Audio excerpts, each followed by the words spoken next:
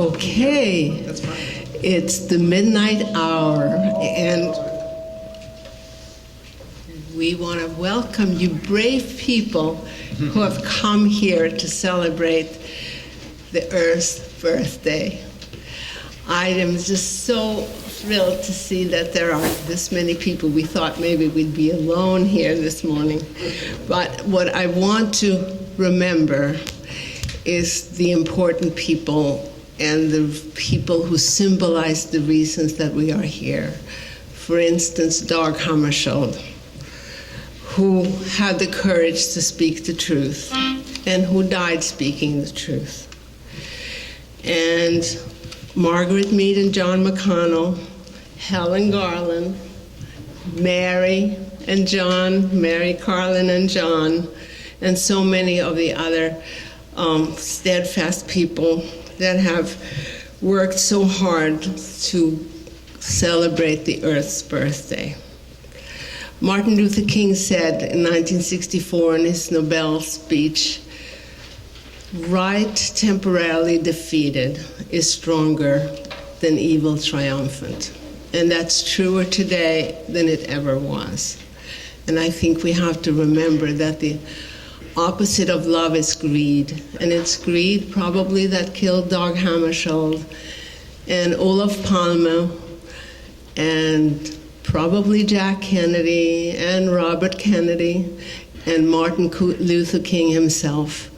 And let's not allow evil triumphant greed to destroy the love and the human rights that this very building stands for.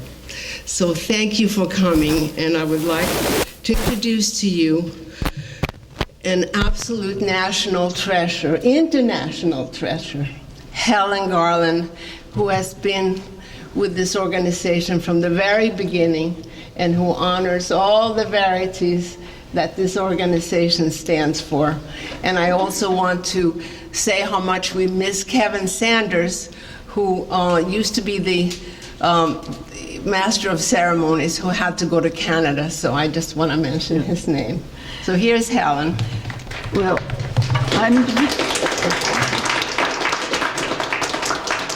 I hate to have half the audience behind me here. Can we do something, or do I just keep turning? I guess I will.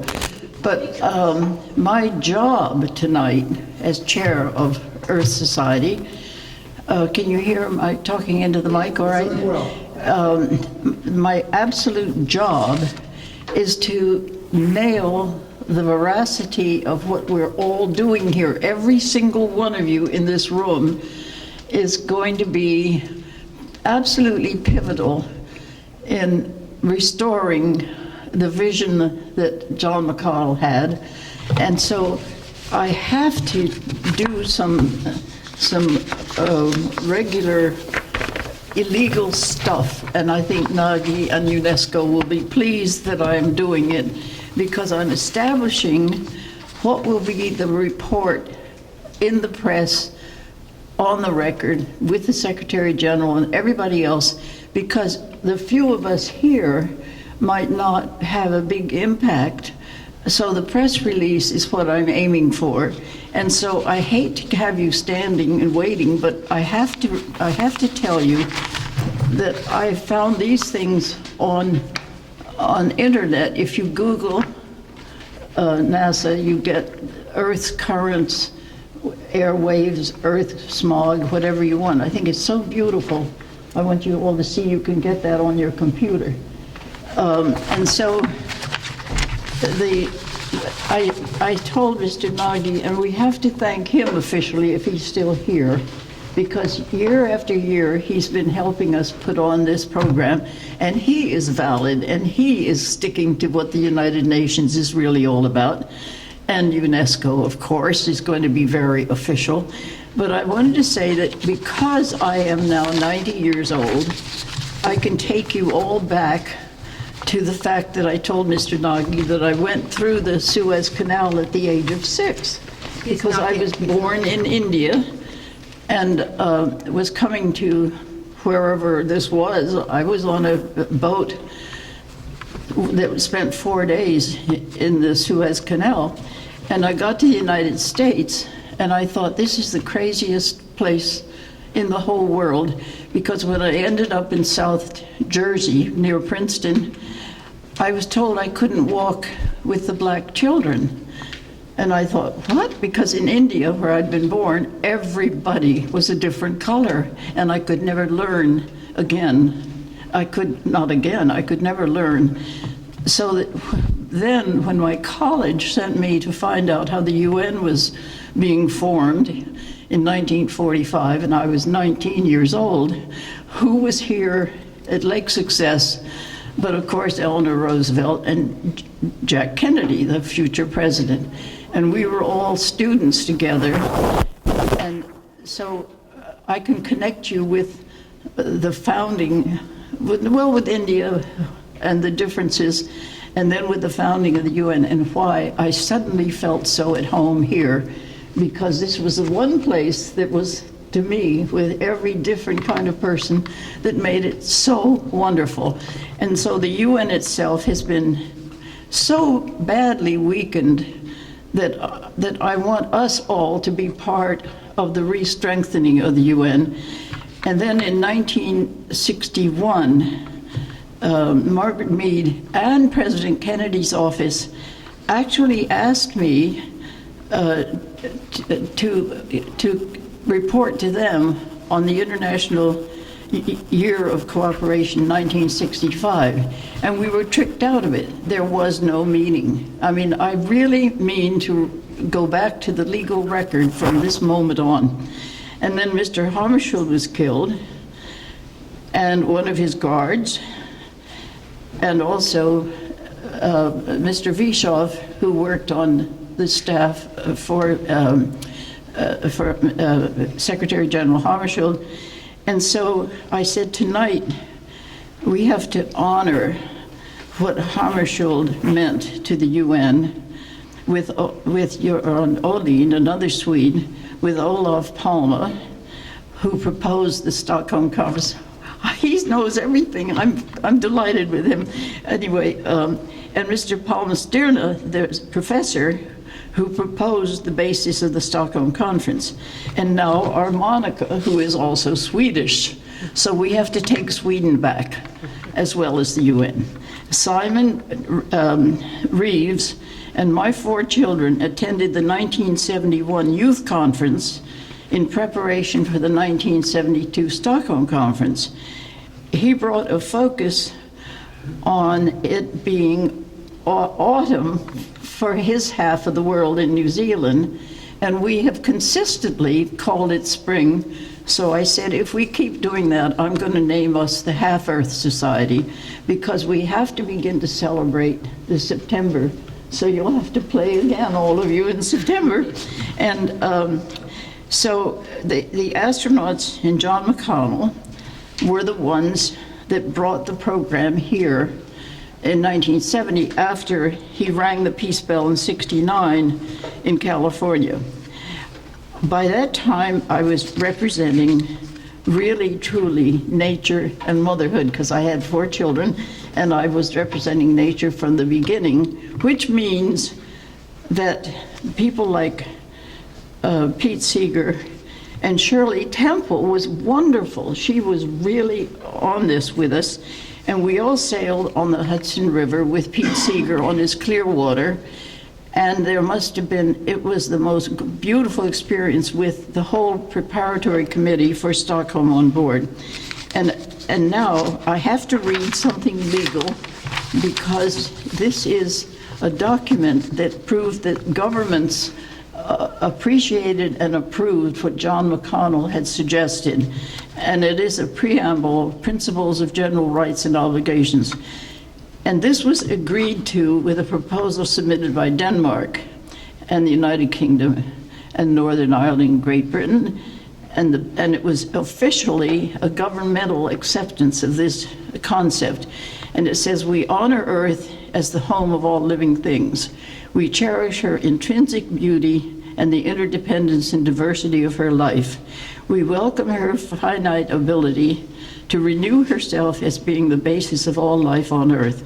We recognize the special place of Earth's first peoples, their territories, their customs, and their unique relationship to Earth. We accept a shared responsibility to protect and restore Earth and to allow certain rights to use her resources sustainably and equitably to meet our social, economic, and spiritual needs without compromising the rights of future generations. In all our diversity, we are one human family sharing a common and increasingly threatened home which urgently requires action. We affirm the principles of the Declaration of the United Nations Conference on the Human Environment, to which we add the following principles, noting at all times the particular needs of women, indigenous peoples, the developing countries, and all those who are disadvantaged. And at the moment, I think the earth and the oceans is our biggest threat and obligation. And I want you all to remember, when you're 90, that you started something wonderful. So thank every single one of you for being here. I'm startled that you came out at this hour, so thank you all. Thank you, Helen.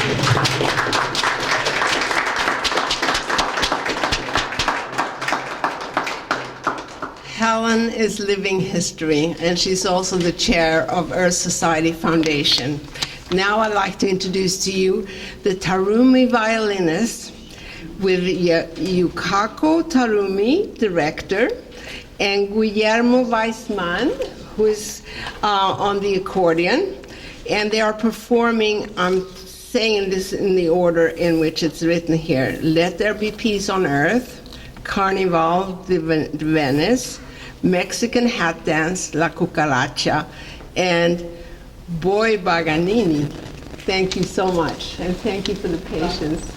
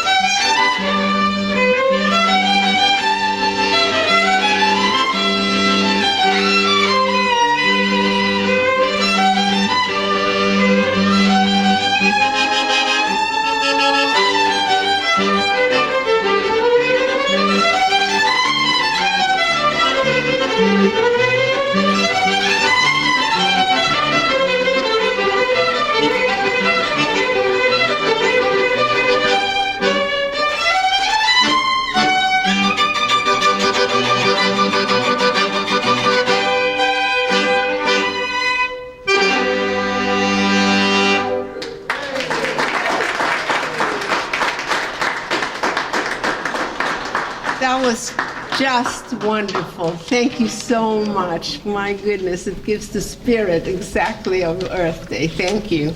And now I'd like to introduce to you David Lincoln, who is an earth scientist and will tell us all about the dangers of the fossil fuels.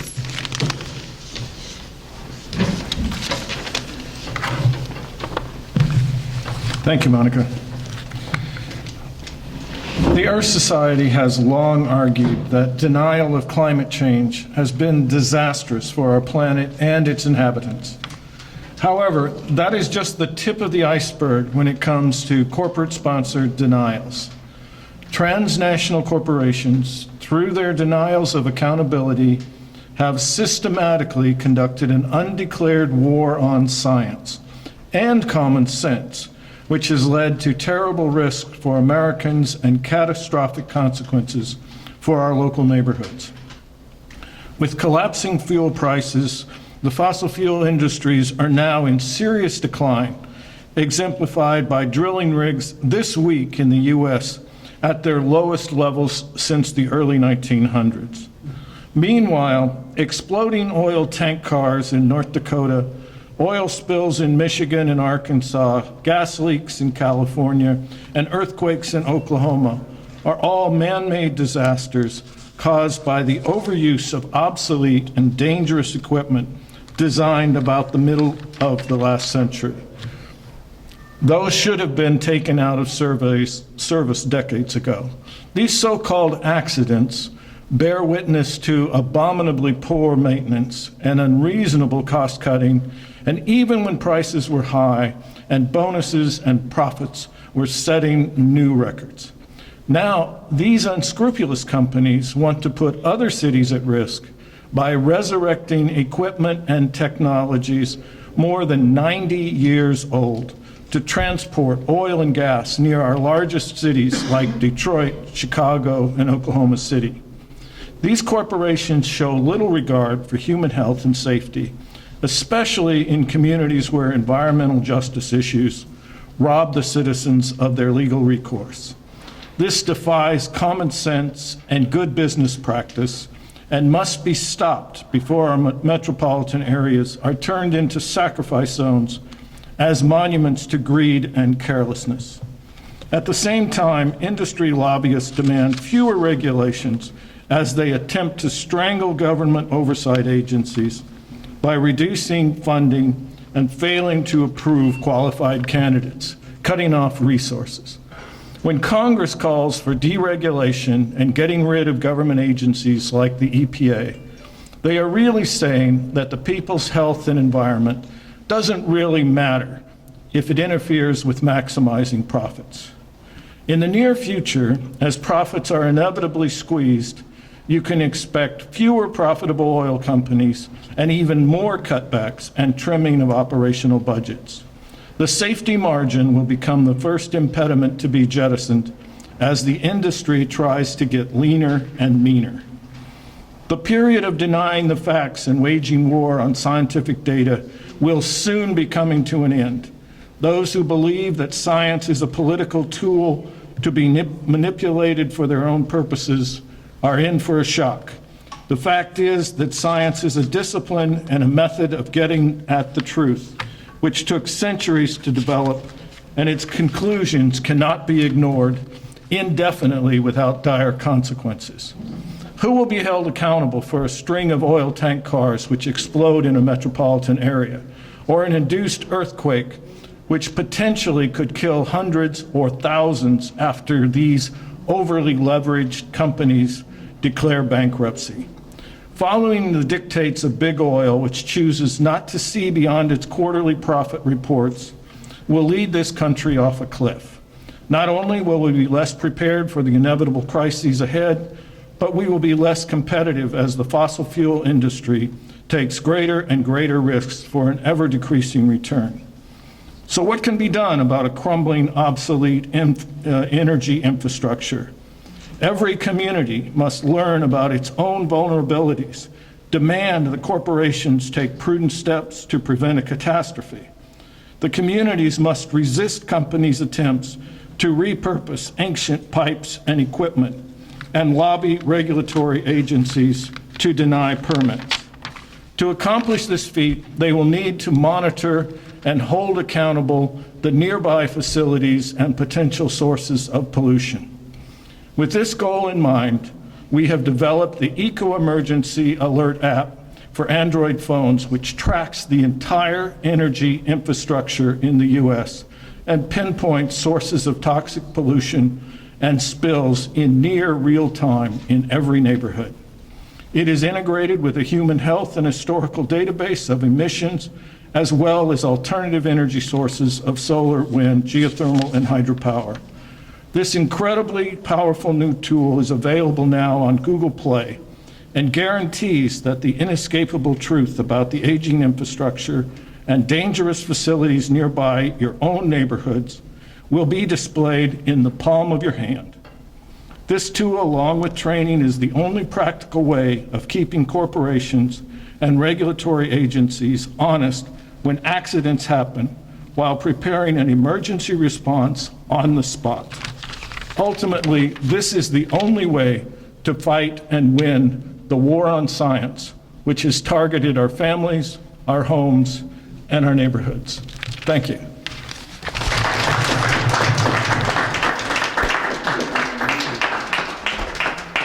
David Lincoln, an absolute genius in universal science when it comes to earth science. Now, I want to introduce to you Mr. Ricardo de Guimarães Pinto, UNESCO liaison officer who will ring the peace bell along with the children.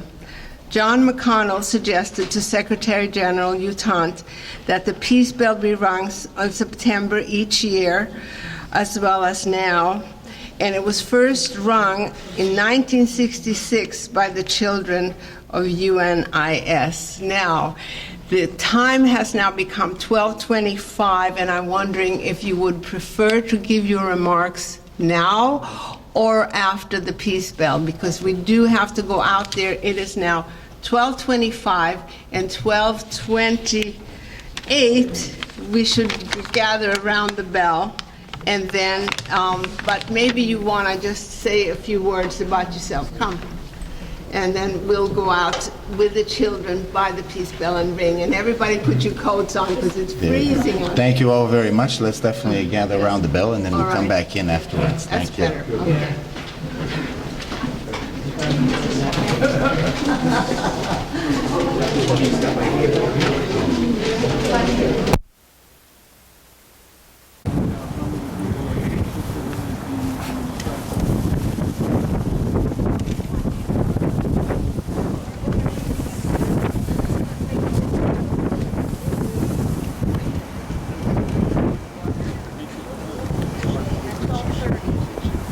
Yeah, if they want to be up by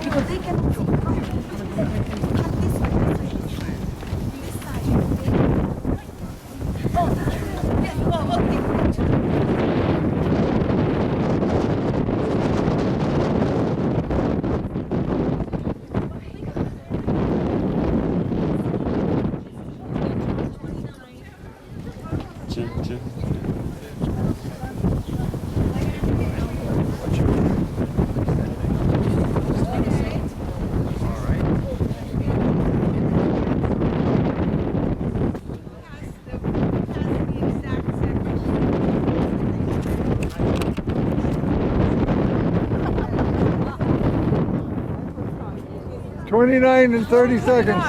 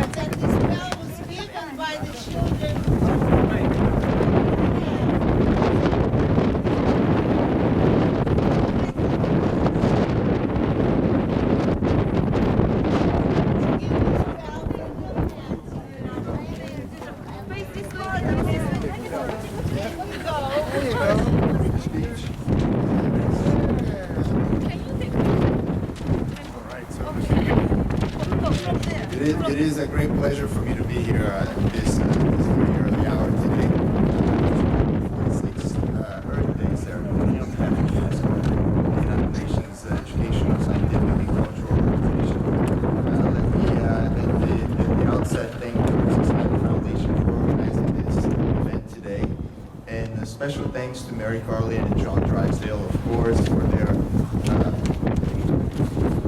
for their tireless effort in keeping the ceremony on the agenda here at the United Nations.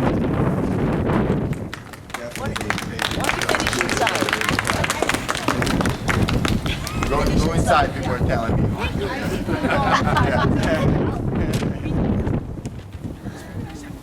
Thank you. That was a beautiful job, everybody. Ricardo and all the children, wonderful job. Come on inside.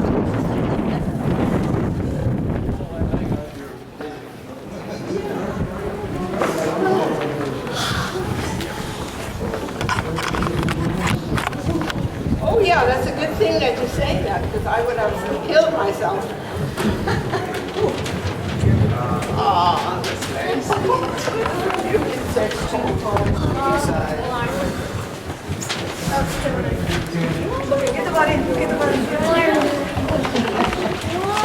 so, here, up. You're very brave man.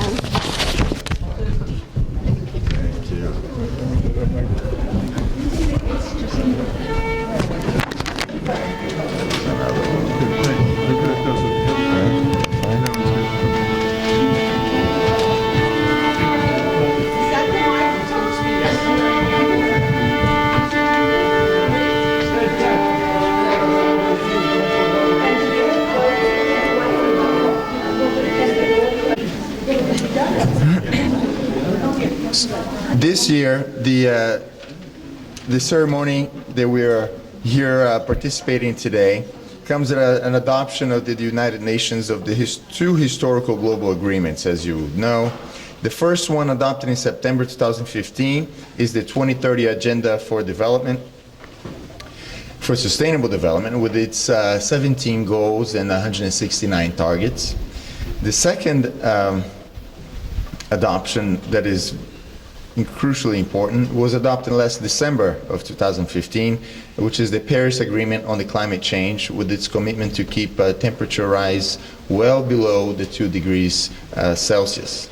In UNESCO's eyes, these are the same agenda, an agenda for the people, for sustainability, and for the protection of the planet.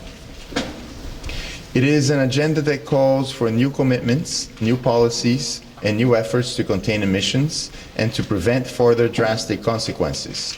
It calls for a new focus on reducing vulnerabilities and for building resilience to the impacts of climate change.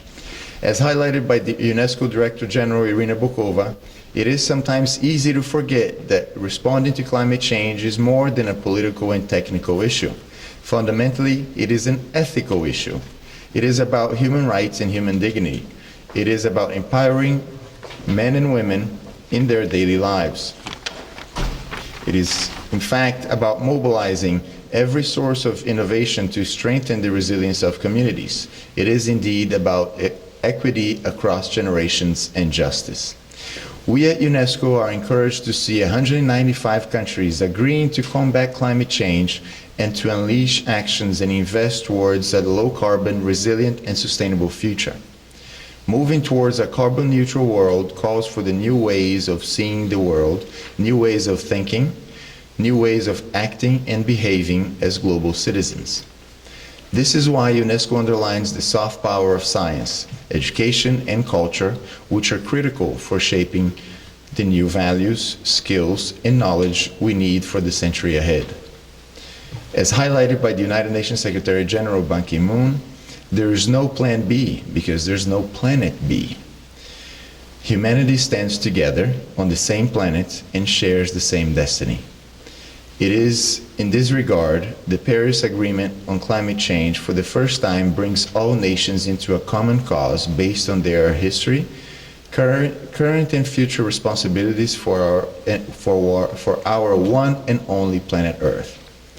We are looking forward to the Secretary General's ceremony for the signing of the Paris Agreement on Climate Change, which will take place here in the UN headquarters in New York on 22 April this year.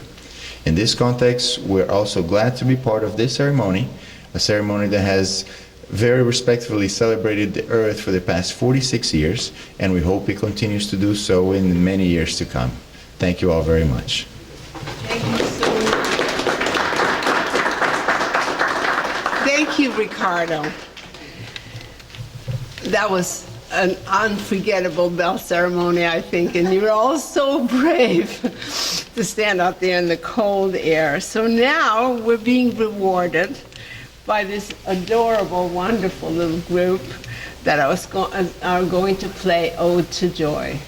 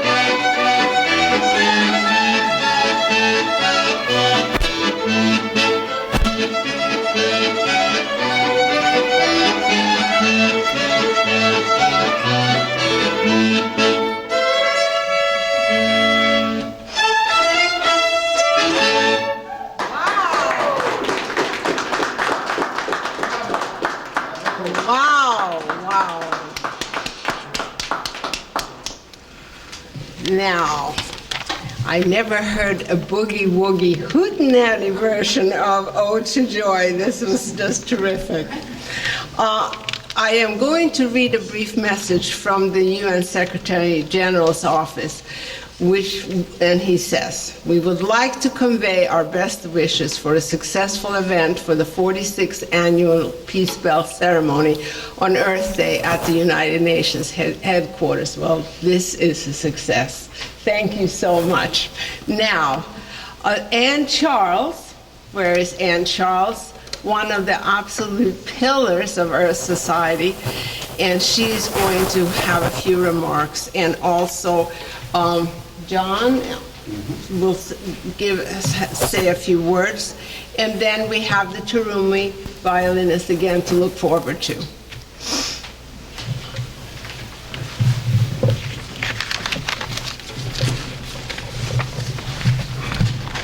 Yes, I'm Ann Charles, and I've been attending these Earth Day events for more than a decade, that's for sure. I wanted to tell you about some of the quotes from John McConnell's autobiography, Earth Day Vision for Peace, Justice, and Earth Care, My Life and Thoughts at Age 96, which was edited by John Monday. Although John McConnell certainly had a lot to say about children in his lifetime, he always enjoyed having children gathered around the UN Peace Bell, just as it was today on Earth Day. There are several quotes in John McConnell's own words as documented in his autobiography, Earth Day, Vision for Peace, Justice, and Earth Care, My Life and Thoughts at Age 96, edited by John Monday. Here are some notable quotes from the autobiography published in 2011 by Whip and Stock Resource Publication, Eugene, Oregon. There are probably 500 children of the delegates and employees in the United Nations International School. There are children from nearly all countries of Earth. I remember when recording their voices for Minute for Peace, we heard some heartwarming truths. Let us repeat some of them. Quote, "Peace is when frogs sleep on water lilies." That was a Chinese student that said that. In addition, said, "Peace is when flowers say hello to the sun." That was from a Swedish kindergarten student. "All people can live together in peace as a family. We here at the United Nations School feel we are a family," said this Libyan student. "Peace starts with yourself, inside yourself. If you're happy, then with your friends you will be happy and will not fight. American girl. Isn't it wonderful? Out of the mouth of babes," said John McConnell.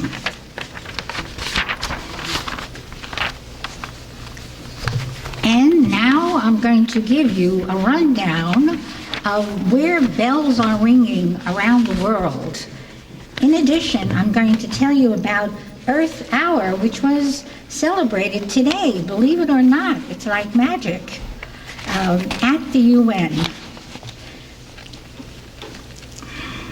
On Earth Day on the Equinox this year, bells will be rung at Vytautas Magnus Church in Kaunas, Lithuania, by Father Kęstutis, and at the exact moment of the spring equinox, followed by a minute for peace. This is a moment for silent prayer, meditation, or reflection for peace, justice, and the care of Earth. Earth Day celebrations are also expected to take place in Paris, France, London, England, Dublin, Ireland, and Vienna, Austria. In addition, bells will ring in New Zealand, Ecuador, and in Kosovo. In the United States of America, Helen Garland has confirmed a historic bell ringing will take place in Gloucester, Massachusetts, and besides New York, bells will ring in Connecticut, Rhode Island, Pennsylvania, Florida, Georgia, Wisconsin, Minnesota, New Mexico, California, and Hawaii. Where else will bells be ringing this year on Earth Day on the Equinox 2016? Joanne Toffelis of Art Miles Mural Project has just sent us an impressive list of bell ringers, which includes Japan, Mexico, Austria, Samoa, Fiji, Indonesia, Malaysia, Pakistan, China, South Korea, Colombia, Puerto Rico, Grand Cayman Islands, Germany, Slovenia, Russia, Herzegovina, Bosnia-Herzegovina, Turkey, Italy, Cyprus, the Netherlands, the United Kingdom, Jordan, Egypt, Morocco, Abu Dhabi, Dubai, France, Pakistan, India, Afghanistan, Kenya, Ghana, Uganda, Senegal. And there's also Greece, the Philippines, Bangladesh, South Africa, Namibia, Sweden, and Beirut, Lebanon. And there's something new that happened today at UN headquarters. In addition to Earth Day on the Equinox being celebrated on March 20 at UN headquarters in New York with the ringing of the Peace Bell, a few hours before this event took place, the United Nations observed Earth Hour between 8:30 p.m. to 9:30 p.m. on Saturday, March 19. Earth Hour, a global initiative uniting hundreds of millions of individuals, companies, organizations, and governments around the world in turning off their lights for 1 hour to focus attention on people, direct solutions for protection of the planet, and building a bright, sustainable future. This year, the United Nations will turn off non-essential lighting at the United Nations complex and the UN offices in the Annex building in New York for 1 hour from 8:30 to 9:30 on Saturday, March 19. And it's happened. All UN staff was encouraged to join this initiative by turning off the lights at home on Saturday evening at 8:30 p.m. I understand from Nagi that this is the first time it's happened on this day. So that's quite remarkable, wouldn't you say? In addition, during the month of March at the United Nations, we're going to commemorate International Day of Nowruz on March 2021, World Water Day on March 22nd, which just happens to be the birthday of John McConnell, the initiator of Earth Day on the Equinox and the founder of Earth Society Foundation. March is also the time to celebrate the International Day of Forests. Now we'd like you to take a look at something special here. It's this colorful mural created by Joanne Tofelis, co-founder, executive director, the Art Miles Mural Project, and member of the U.S. National Commission for UNESCO, and presentation of the mural. According to Joanne, this is how she describes it. This colorful mural was created at the Aquarium of the Pacific in Long Beach, California, by children who attend the annual International Children's Festival. Art Miles recently found its home at the first ever Pyramid Mural Museum and Art Center in the world located in Oceanside, California. We call it the Pyramid Museum and Art Center, says Joanne.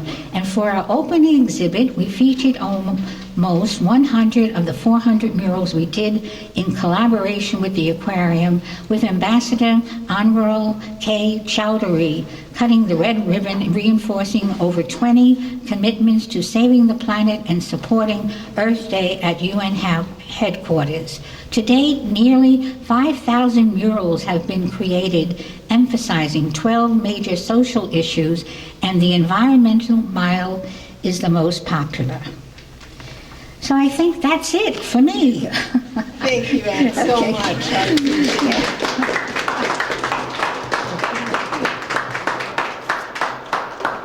Anne, as you know, arranges the music for every Earth Day, and she works so hard all year, and she deserves a special applause.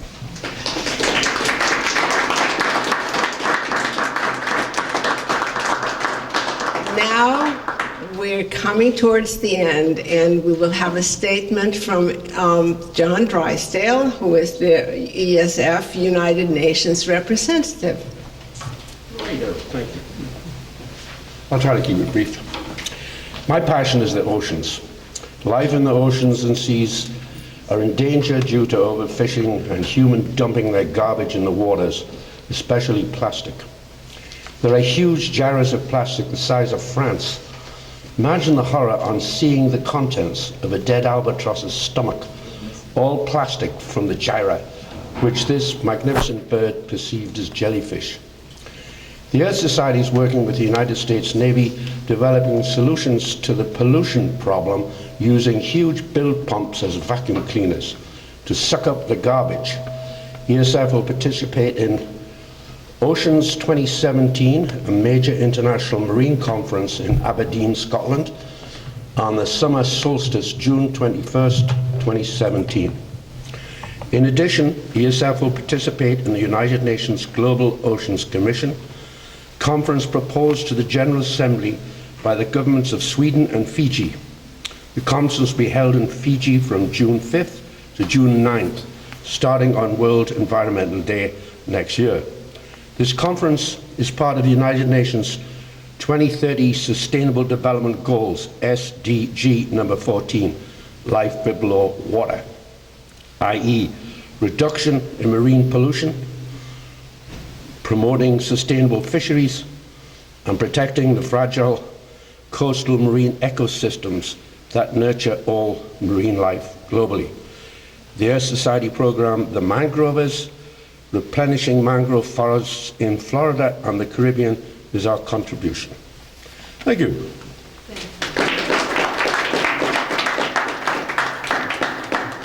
And now another reward, musical reward. The Taruma violinists are performing All My Reds Are Blue, Sleeper's Wake, Millionaire's Hoedown, and the finale will include Hungarian Dance, Merry Widow Waltz, and Rock Around the Clock. And then we will hear closing remarks by Mary Carlin. Thank you so much.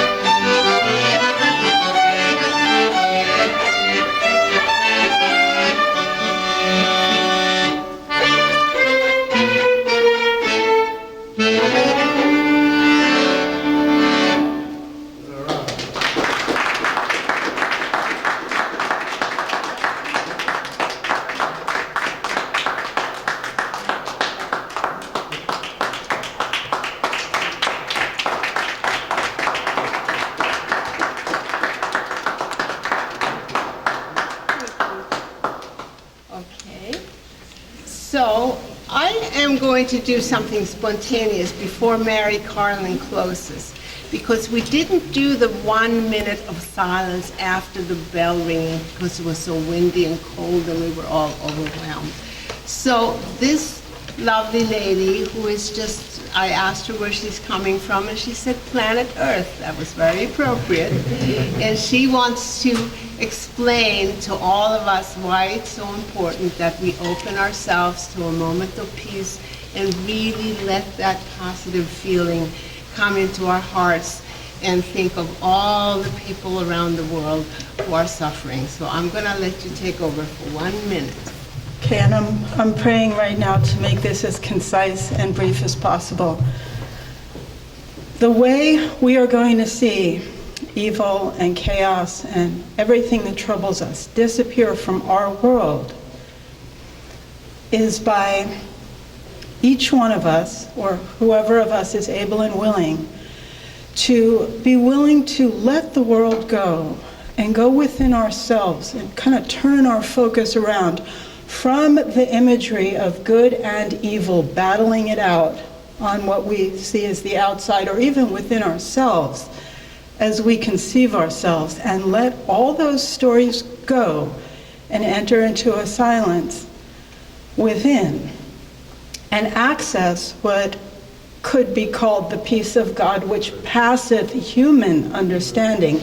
It is a peace in which there is no conflict and there is no opposite to itself. And we can all practice accessing that peace. And as we each allow the memory of that true understanding, knowledge, mind, being, life, that is our soul, that is our self, that we are all joined in. as we let it back into our awareness, and we literally, it changes us vibrationally, and it changes the world we see. And when we collectively do this, it becomes very, very powerful, and it will bring about the change that we all want to see in our world. So if we could have the 1 minute of just silence and just trying to feel into that peace within ourselves and let it come in and rest in that. And who will you time us for 1 minute? Yes, I'm timing you for 1 minute. So we are bringing peace into our collective world right here, right now, and we can all practice this regularly.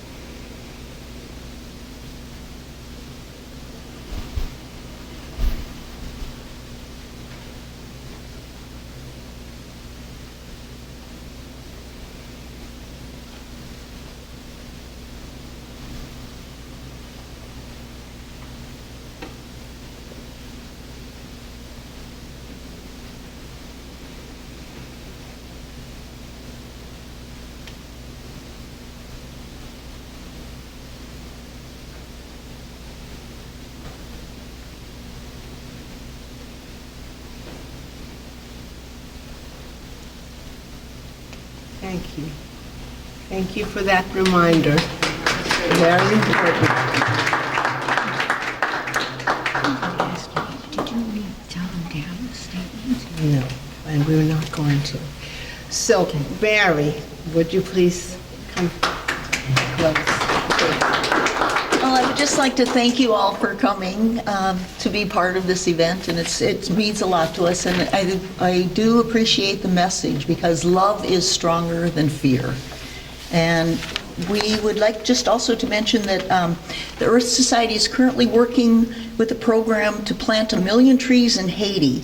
This is the nurseries at La Forêt de Pins, with an 81-year-old man and a 79-year-old wife who have been raising and caring for the forest all their lives, and they operate a nursery with over 20,000 seedlings and saplings, which the Youth Caucus is planting. The Earth flag flies over the nursery at project headquarters. The Haitian project is a recipient of the Earth Society's Earth Trustee Award, and to the youth volunteers and to Frank Coughlin, who's the director of the program. Other awardees are the Dragon King of Bhutan, and Kevin Saunders for his work with Night Null. And I'd also like just to mention American astronaut Scott Kelly, who just spent a year in space, who returned, and his message is, we've got a great planet down there, let's take care of it. And I will just invite you to join us next year. The Equinox will be on Monday, March 20 at 6:28 a.m. New York time. So we'll have a breakfast event. And so again, would just like to thank you. And I was given a prayer, which I would also like to finish with. At 3 o'clock today, on March 20, there's global meditations. It's at noon Pacific time. And the message is this: a global meditation to call for the highest potential for the U.S. from the electoral process for the benefits of all life. We, the people, the ancestors of our great-great-grandchildren, call forth the deepest wisdom, the greatest joy, and the highest compassion from the heart and soul of America for the benefit of the entire community of life on Earth and the next 7 generations. May wisdom, joy, and compassion prevail in the United States of America and on Earth. Thank you.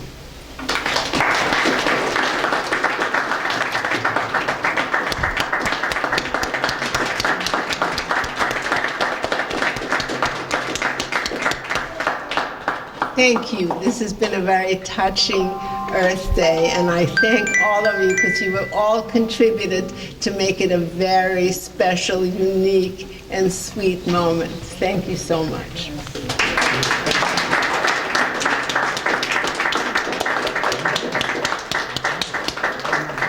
peace on earth.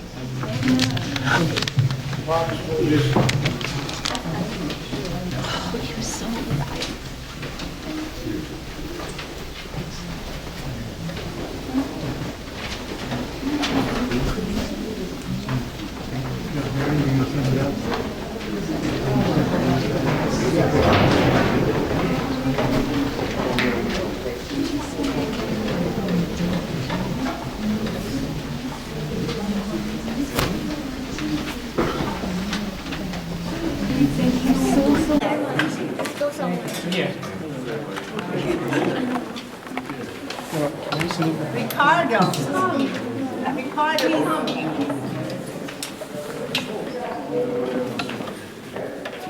Just stand here.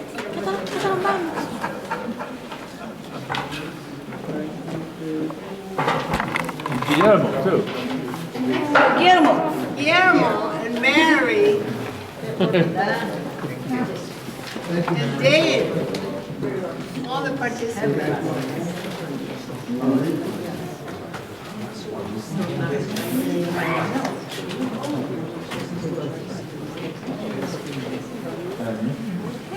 Thank you so much again. We're so honored.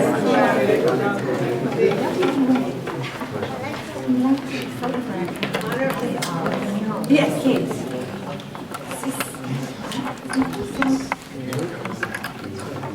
Oh, thanks. Oh, I like it.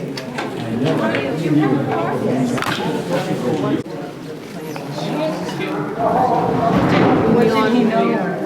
What trouble was he? He was trying to find the houses.